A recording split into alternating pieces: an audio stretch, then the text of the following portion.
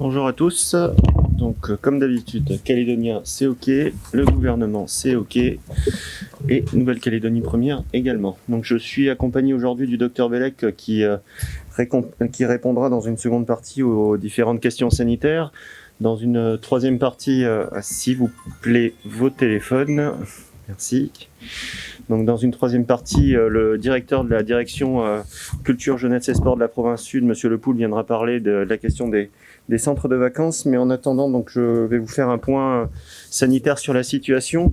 195 tests ont été réalisés hier en Nouvelle-Calédonie, donc 194 au CHT et 1 au CHN. Un cas a été déclaré positif, ce qui porte à 63 cas positifs depuis le 7 mars. Ce cas pose des interrogations. Il s'agit d'un cas local qui a été trouvé dans le cadre des investigations menées par la direction des affaires sanitaires dans le cadre des vols de Wallis et Futuna et des contacts directs avec les voyageurs. Donc il s'agit d'une personne qui travaille sur la zone aéroportuaire de Tontouta. Des différentes enquêtes d'investigation sont en cours pour trouver justement la source de la contamination et de trouver les personnes avec qui il aurait pu être en contact. Donc cette personne a été déclarée positive hier. Déjà, nous avons identifié et nos autorités sanitaires ont identifié 6 personnes contacts de cette personne. 5 ont été placées en isolement à l'hôtel puisqu'elles se sont naturellement mis en isolement et donc ont accepté la procédure de mise en hôtel rapidement. La 6e personne a été identifiée et va être contactée aujourd'hui pour subir cette même procédure.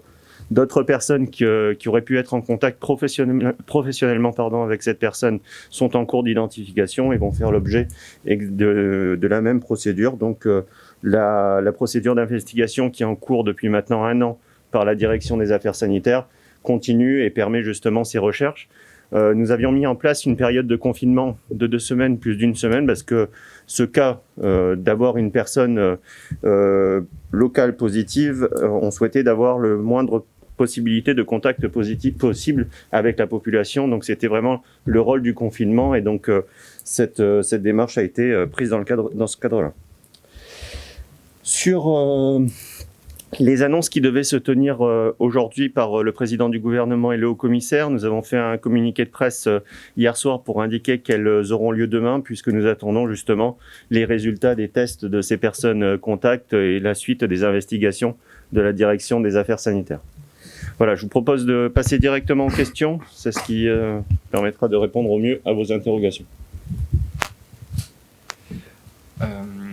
Alors peut-être une question, Anthony, Tégéraud des Nouvelles-Calédoniennes. Peut-être une question pour la DAS. Est-ce que le cas positif est une personne symptomatique ou asymptomatique?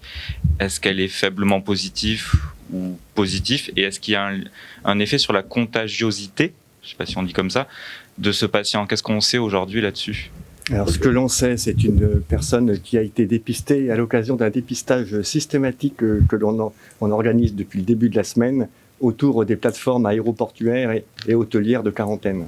Donc, cette personne-là a été dépistée mardi dans ce cadre-là. En l'interrogeant, il a révélé avoir des signes qui ne sont pas spécifiques de la Covid depuis lundi, depuis le lundi 22. Donc c'est cette date-là que l'on a prise comme un petit peu date de démarrage de notre investigation. Vous savez que lorsqu'un cas positif arrive, on a une investigation qui comporte 2 phases. La recherche de l'éventuel contaminateur dans les 14 jours précédant l'apparition des signes, donc depuis le 8 mars pour cette personne-là, et la recherche de personnes potentiellement contaminées par le cas à partir du moment 3 jours avant l'apparition des signes, à partir du 19, jusqu'à son dépistage et son isolement en milieu hospitalier. Oui, pardon, excusez-moi. En matière de contagiosité, on va faire un criblage, c'est-à-dire une identification du variant, ou des variants, sur cette personne-là, pour voir s'il s'agit d'un variant. S'il s'agit d'un même type de variant que les clusters que l'on a jusqu'à présent, c'est-à-dire le cluster, enfin le groupe Wallis et le groupe Paris, pour faire simple. Et on aura plus d'éléments à partir des résultats de ce criblage. On va demander aussi à ce que la souche soit envoyée au centre de référence métropolitain pour un séquençage qui va identifier précisément la nature du virus et pour vraiment le comparer aux autres virus dont on a eu connaissance en Nouvelle-Calédonie. Océane Dacuna pour Calédonia, selon nos informations, c'est un test sérologique, c'est-à-dire une prise de sang qui a révélé le cas de Covid-19. Est-ce que c'est vrai? Et est-ce que ça veut dire qu'il aurait pu faire des tests PCR qui s'étaient révélés négatifs? Pas du tout, non. C'est à l'occasion d'un test PCR systématique que l'on a proposé à l'ensemble des agents de la plateforme aéroportuaire et hôtelière. Ça n'est pas un test sérologique. Claudine Véry, AFP. Est-ce que cette personne travaillait sur l'aéroport ou est-ce qu'elle était confinée ces dernières semaines? Et comment se fait-il que ces personnes qui travaillent à l'aéroport ne sont pas testées très régulièrement, puisqu'on a détecté le premier cas le 7 mars et vous dites que vous l'avez testé lundi, ce qui laisse quand même un grand délai? Alors en fait, pour être tout à fait honnête, il faudrait que l'on réalise des PCR tous les jours auprès de ces personnes-là pour avoir une idée précise du démarrage d'une épidémie potentielle. Donc ce sont des gens qui sont soumis à des contraintes, au respect de gestes barrières. Et les premières investigations qu'on a réalisées autour de cette personne-là et de ses collègues de travail et de l'ensemble des agents qui travaillent sur la plateforme aéroportuaire de Tontouta nous laisse à penser que le respect des gestes barrières est vraiment tout à fait correct. Alors, c'est un peu paradoxal parce qu'il a quand même été atteint. Moi, je pense qu'on a affaire encore à un variant qui est extrêmement contagieux, d'où l'intérêt de rappeler la rigueur dans le respect des gestes barrières. Mais il n'est pas question qu'on puisse tester régulièrement par un test PCR tous les agents, puisqu'un test PCR ne donne qu'une indication à un moment donné, mais il faudrait pouvoir le recommencer régulièrement pour avoir une idée précise en temps réel de la contagiosité autour de ces personnes-là. Alors là, en fait, ce que je vous disais, c'est que justement, pour répondre à votre question, c'est que depuis le début de la semaine, on a organisé un dépistage systématique de toutes les personnes qui travaillent sur la plateforme aéroportuaire et les plateformes hôtelières de mise en quarantaine des voyageurs qui rentrent en Nouvelle-Calédonie. C'est à l'occasion de ce dépistage systématique-là que cette personne a été dépistée. Pardon ? Chez elle ou à son travail? Elle a été dépistée. Alors on leur demande de se rendre à la tente de dépistage du CHT. Lorsqu'ils rentrent dans une enquête systématique de dépistage d'un corps de métier ou d'un groupe de personnes, on leur demande de se rendre par leurs propres moyens au centre de dépistage, à la tente de dépistage du CHT. Mais la personne travaillait pendant cette période, pour répondre. Oui, voilà. La personne travaillait. Nicolas Legrand, Radio Rythme Bleu. Juste pour être bien précis, la personne travaillait avec un protocole de gestes barrières et de distanciation sociale au sein de la plateforme aéroportuaire qui est bien plus important, et ce qu'a rappelé le docteur Bellec, que dans des conditions normales. Mais par contre, quand il est rentré dans son cadre privé, c'est la période de confinement était là justement pour qu'il ait le moins de contacts possible avec d'autres personnes, ce qui réduit le nombre de personnes contacts potentielles. Bien sûr. Nicolas Legrand, Radio Rythme Bleu. Pardon. Si cette personne travaillait sur la zone aéroportuaire, elle faisait donc partie des personnes prioritaires pour la vaccination. Est-ce qu'on sait si elle avait été vaccinée? Alors, c'est une personne qui rentrait effectivement dans la liste des personnes prioritaires à la vaccination, mais qui n'était pas vaccinée. Anthony Tejero des Nouvelles-Calédoniennes. Si cette personne travaillait sur la plateforme aéroportuaire de la Tontouta, est-ce qu'elle travaillait lors notamment des vols du 5 mars qui ont posé problème en termes de cas positifs importants en quatorzaine, et également lors des vols opérés notamment de rapatriement vers Wallis et Futuna? Et est-ce que ça pourrait être à ce moment-là qu'une contagion aurait commencé dans la plateforme? Alors, deux réponses. Le vol du 5 mars n'est pas à risque, parce que je vous disais tout à l'heure qu'à partir du moment où on sait qu'il a présenté des signes cliniques le 22 mars, il n'a pu être contaminé que 14 jours avant. Donc on a commencé l'investigation à partir du 8 mars. À partir du 8 mars, il a effectivement travaillé dans le cadre de la réception et du départ de 7 vols qu'on est en train d'investiguer. Donc c'est évidemment au cours d'une arrivée ou d'un départ de ces 7 vols-là que le problème s'est posé. En sachant quand même que depuis pas mal de temps, ce type d'agent d'enregistrement, c'est-à-dire câlin, n'est pas présent physiquement à l'arrivée des personnes qui arrivent en Nouvelle-Calédonie. Mathieu Rinderel pour DNC, il existe des protocoles particuliers pour les PNC, les personnels navigants commerciaux d'Air Câlin par exemple. Est-ce qu'il existe ce même type de protocole pour les personnels sanitaires qui travaillent au Medipôle au contact des personnes atteintes du Covid? Non, ce sont des procédures que l'on réserve aux personnes qui sont amenées à voyager régulièrement et à quitter le territoire calédonien pour se rendre dans les zones exposées. Donc, ce sont des protocoles qui sont, dont bénéficient les personnels navigants qui voyagent avec nuitée passée en dehors du territoire calédonien, et pour les accompagnants qui réalisent les escortes médicales des évacués sanitaires hors de Nouvelle-Calédonie. Mais pour l'instant, on n'a pas encore proposé ce type de protocole qui est lourd. Hein, c'est un test PCR tous les 7 jours à l'ensemble des personnes des plateformes aéroportuaires, portuaires, hôtelières.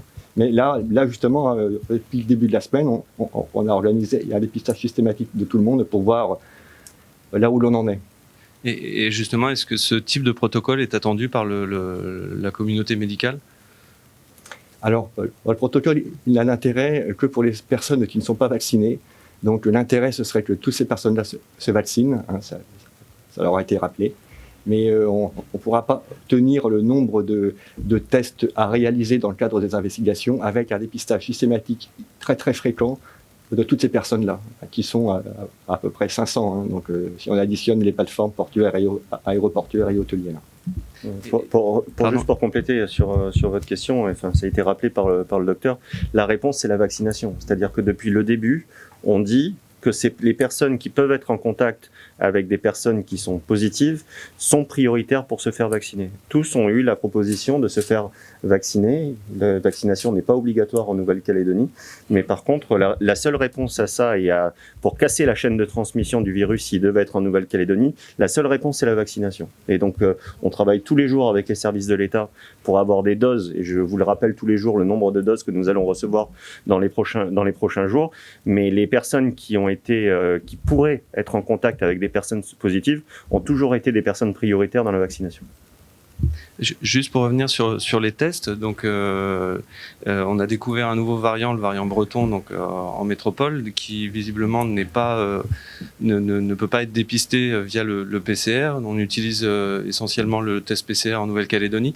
Est-ce que la découverte de ce nouveau variant pourrait amener à une évolution dans la stratégie des tests en Nouvelle-Calédonie? Je vous répondre que dans la mesure où on l'a dépisté, c'est qu'il ne s'agit pas d'un variant breton.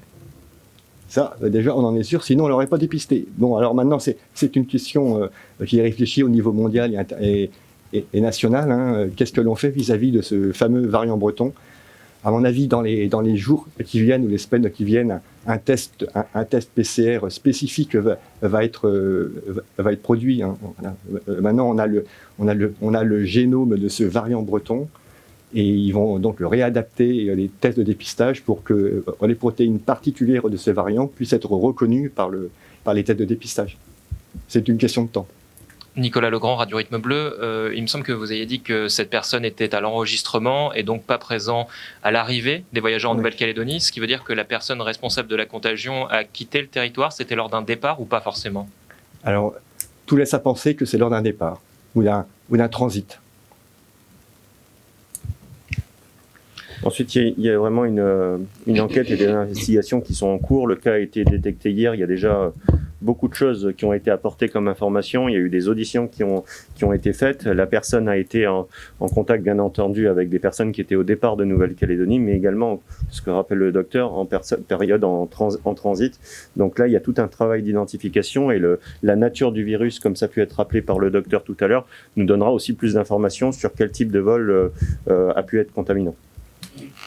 Claudine Berry, AFP, est-ce que dans ce contexte de multiplication des variants et de variants de plus en plus contagieux, la stratégie de zéro Covid va être longtemps tenable ? Notre stratégie première, c'est de vacciner. C'est-à-dire que c'est vraiment la première des choses. On est dans une évolution pragmatique aussi de la situation, c'est-à-dire que on voit ce qui se passe à travers le monde où il y a plus en plus de cas de Covid qui se développent. Et aujourd'hui, on est dans une phase d'abord sur ce cas-là en particulier, de pouvoir identifier les personnes qui ont été en contact avec elles, justement de casser cette chaîne de transmission qui a été possible. Ensuite, la stratégie de la Nouvelle-Calédonie, elle s'adapte au fur et à mesure. On a été dans une stratégie Covid-free depuis 1 an. Ensuite, les prochains résultats nous amènera à du pragmatisme ou à une poursuite de cette stratégie. Il n'y a pas encore de réponse tant qu'on n'a pas de réponse sur les personnes contacts du cas positif qui a été détecté hier. Anthony Tégéraud des Nouvelles-Calédoniennes, sur la question des dépistages justement, est-ce que ce nouveau cas qui n'est pas en quatorzaine pourrait faire changer la stratégie de dépistage et peut-être amener à une stratégie de dépistage plus massive? Si oui, jusqu'à combien de dépistages peut-on faire en Nouvelle-Calédonie? Est-ce qu'on a une capacité suffisante de dépistage? Et est-ce que la vaccination n'empêche pas, en termes de moyens humains, d'avoir beaucoup de dépistages par jour? Alors, l'évolution de la stratégie de dépistage, oui, il faut maintenant qu'on passe à un dépistage en population générale qui existait déjà, mais qui était un petit peu perturbé par le rythme de dépistage que l'on demandait de réaliser au CHT dans le cadre des investigations. Maintenant qu'on tend, je touche du bois, à se sortir des besoins d'investigation, on s'en sortira à mon avis à la fin du week-end. À partir de la semaine prochaine, il a été demandé aux médecins généralistes et aux médecins sentinelles de renforcer, d'être vigilants et donc d'envoyer pour un dépistage toutes les personnes présentant des signes évocateurs de Covid, qu'ils aient eu contact avec des personnes de Wallis ou du vol parisien ou non. Et le réseau Sentinelle va être renforcé aussi. Vous savez que c'est un groupe de médecins répartis de façon harmonieuse sur le territoire, à qui on demande toutes les semaines de réaliser des prélèvements ou nasopharyngés ou buccaux ou des prélèvements de sel, etc. Donc selon les pathologies qu'on recherche sur quelques patients qu'ils rencontrent au cours du premier jour de la semaine. Là, on va leur demander de le faire systématiquement pour tous les patients qui présentent des signes évocateurs de Covid.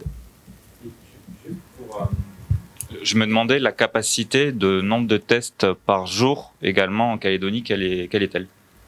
Alors elle est en gros de 500 tests PCR par jour.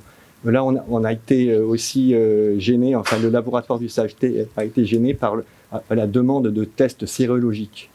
Dans le cadre de l'investigation des personnes venues de Wallis depuis souvent bien longtemps, donc pour lesquelles les tests PCR n'auraient pas été pertinents. Donc il a fallu qu'on les teste par des tests sérologiques qui apprécient la présence d'anticorps dans leur sang, même si la contamination a eu lieu il y a 3 mois, 6 mois, 1 an.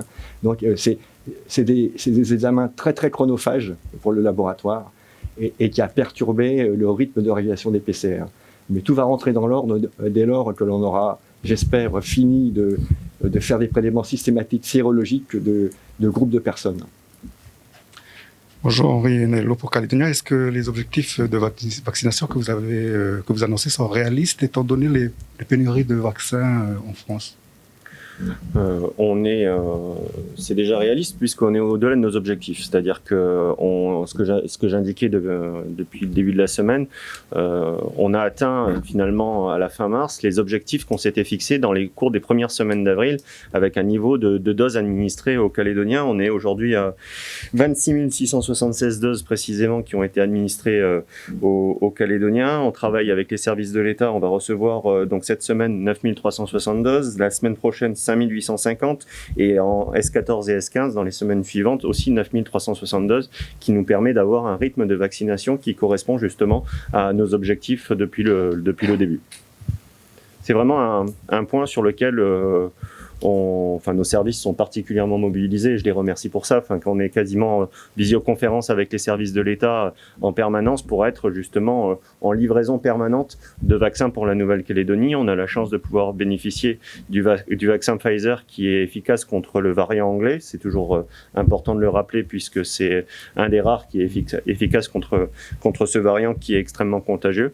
Donc du coup, on est vraiment dans un approvisionnement qui est à flux tendu mais qui est efficace.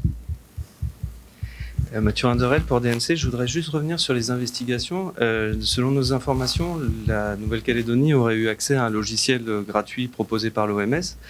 Donc je voulais savoir si vous pouviez le confirmer et je voulais savoir du coup si la DAS en fait l'utilisait pour faciliter et accélérer justement les procédures d'enquête. Alors c'est vrai, il s'agit du logiciel GoData qui est utilisé dans de nombreux pays et qui est mis à la disposition par l'OMS sous réserve de mettre en place des formations. C'est un logiciel relativement compliqué qui ne ressemble pas à d'autres logiciels sur la place. Donc certaines personnes de la DAS ont été formées mais les formations qui étaient en cours de mise en œuvre sont tombées au moment où est survenu le problème qu'on tente de résoudre maintenant. Donc les investigations premières n'ont pas pu bénéficier de la mise en œuvre de ce logiciel-là.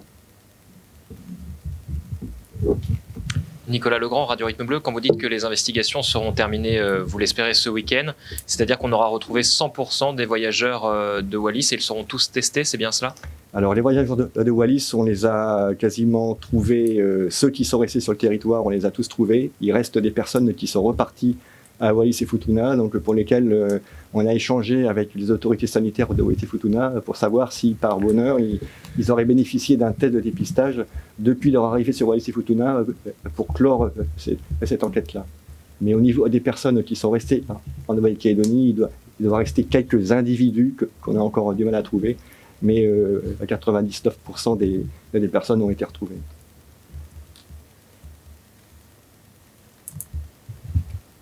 Claudine Véry, AFP. Tout à l'heure, vous disiez que la personne qui faisait partie de la population prioritaire n'était pas vaccinée, donc elle est refusée ou pas. Mais est-ce que dans cette première vague de personnel donc, qui étaient prioritaires, est-ce qu'il y a eu beaucoup de refus de se faire vacciner ou pas? Alors, ce que je peux juste vous dire, c'est pas forcément des refus, c'est souvent des attentes en fait, pour la personne en question. C'est un peu ça. C'était pas un refus idéologique, c'était juste une demande de délai de réflexion supplémentaire. Par rapport au pourcentage de gens, des personnels dits prioritaires qui sont fait vacciner, on a des chiffres qui sont plutôt intéressants sur les hôtels et sur la plateforme aéroportuaire, si je m'y retrouve.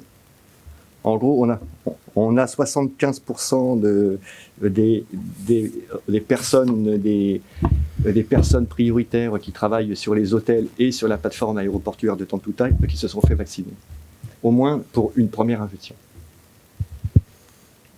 Bonjour, Chloé Mingour pour DNC. De manière générale, les demandes de vaccination sont-elles toujours aussi importantes ? Oui, on a toujours beaucoup de demandes, sauf qu'on a fait une communication depuis quelques temps, justement, dans cette phase de réadaptation, vraiment pour recentrer sur les personnes prioritaires. Je le rappelle, donc les personnes donc, qui peuvent être en contact avec les personnes qui peuvent être positives, les personnes de plus de 65 ans, les personnes qui ont des effets de comorbidité qui sont importants et surtout, en priorité également importante, les personnes qui devaient recevoir une seconde dose qui ont été mis sur le haut de la liste. Donc, on a été sur une réadaptation de ça, mais on a toujours beaucoup de demandes de personnes qui veulent se faire vacciner. Juste pour revenir sur les chiffres des personnels à vacciner, vous avancez le chiffre de 75% pour les personnels des hôtels et de l'avion. Qu'en est-il pour le personnel médical? Est-ce que vous avez des chiffres? Alors le personnel médical, on doit avoir les chiffres. Médecins généralistes, par exemple, ils sont à 82%, quel que soit leur secteur d'activité, libéraux ou salariés. Donc, on est plutôt dans des chiffres intéressants. Et au CHT, du coup?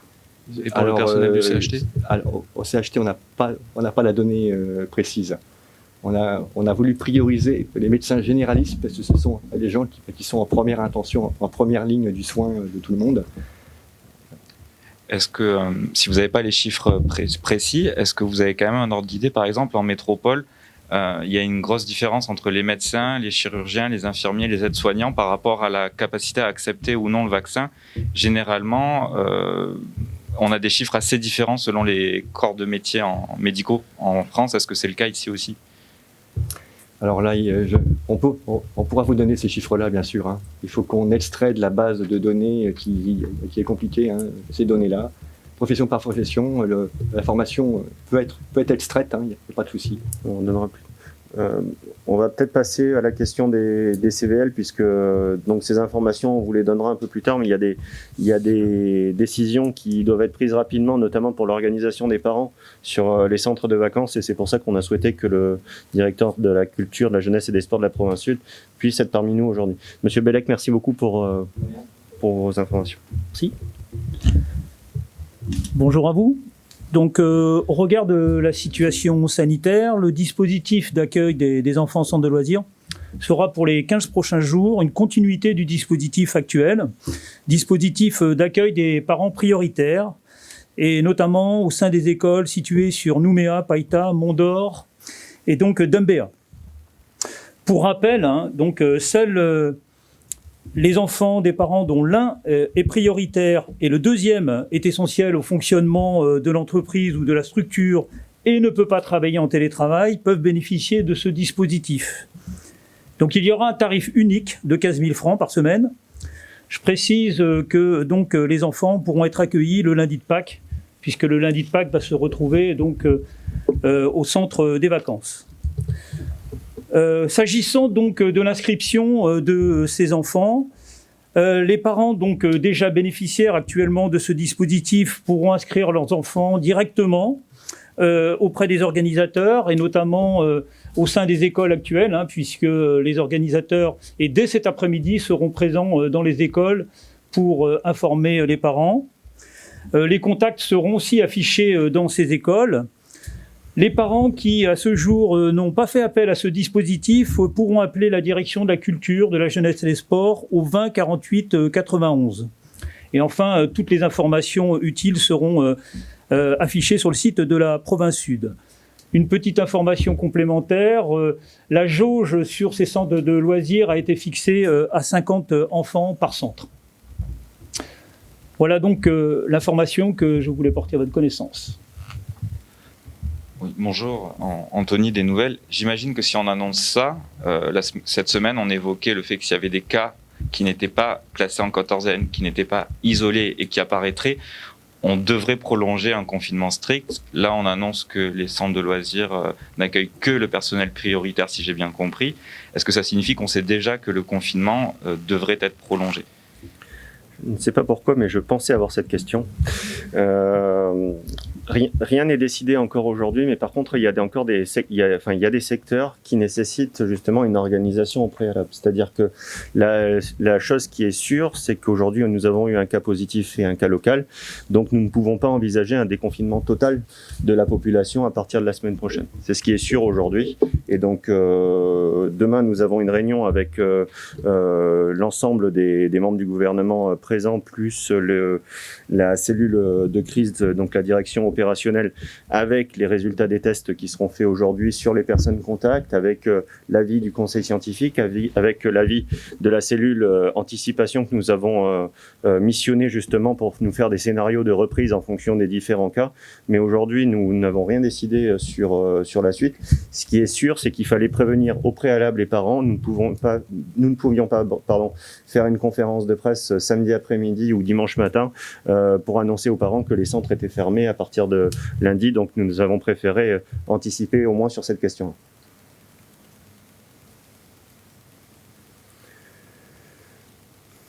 D'autres questions ? D'autres questions d'ordre général ?